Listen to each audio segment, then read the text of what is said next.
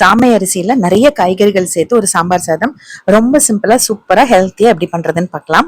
நான் இன்னைக்கு ஒரு டம்ளர் அளவுக்கு சாமை அரிசி எடுத்திருக்கேங்க. இது 3 ல இருந்து 4 பேர் சாப்பிடலாம். ஒரு 5 மணி நேரமாவது ஊறணும். இது காலையில ஊற வச்சுட்டு நீங்க மத்தியானம் செய்யறதுக்கு கரெக்டா இருக்கும். சாம்பார் ஊற வைக்கிற மாதிரி ஒரு சின்ன துண்டு புளி ஊற வச்சுக்கலாம்.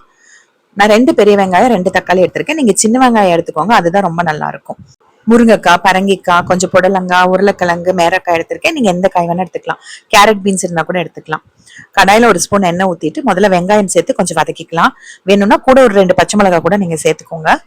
வெங்காயம் வதங்கினதுக்கு அப்புறமா தக்காளியும் சேர்த்து கொஞ்சம் வதக்கிக்கலாம். தக்காளி வதங்கினதுக்கு அப்புறமா நம்ம எடுத்து வச்சிருந்த காய்கறிகள் உள்ள சேர்த்துக்கலாம். காய்கறிகள் மொத்தமா ஒரு 1/2 கிலோ வர மாதிரி எடுத்திருக்கேங்க. அவ்வளவுதான். நல்லா ஒரு 2 நிமிஷத்துக்கு வதக்கி விட்டுக்கலாங்க.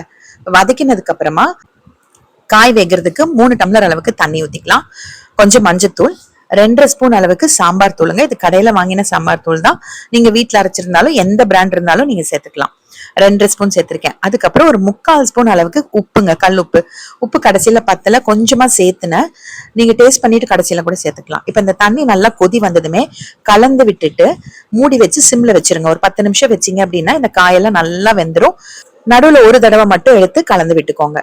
இப்ப பாருங்க 10 நிமிஷம் ஆயிடுச்சு, காய் வெந்துருச்சு. வேகலைன்னா இன்னும் 2 நிமிஷம் கூடி மூடி வச்சு வேக வச்சுக்கோங்க. இப்போ நம்ம ஊற வச்ச புளி இருக்கு இல்லைங்களா, அது ஒரு 2 டம்ளர் அளவுக்கு தண்ணி ஊத்தி கரைச்சி உள்ள ஊத்திக்கிறேன்.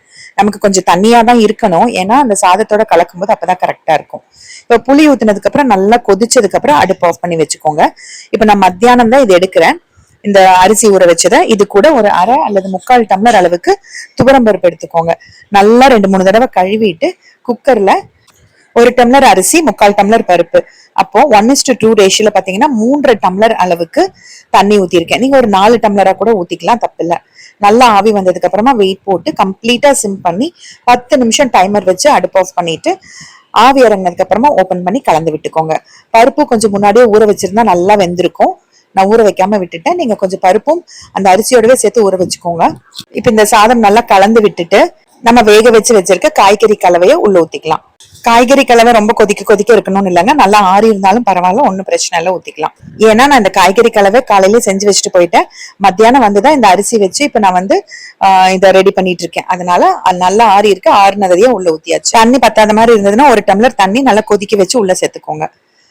தாளிக்கிறதுக்கு 2 ஸ்பூன் நெய், 2 ஸ்பூன் எண்ணெய் ஊத்திட்டு கடுகு, சீரகம், வெந்தயம், முந்திரி எல்லாம் ஆப்ஷனல் தான், இருந்தா சேர்த்துக்கோங்க.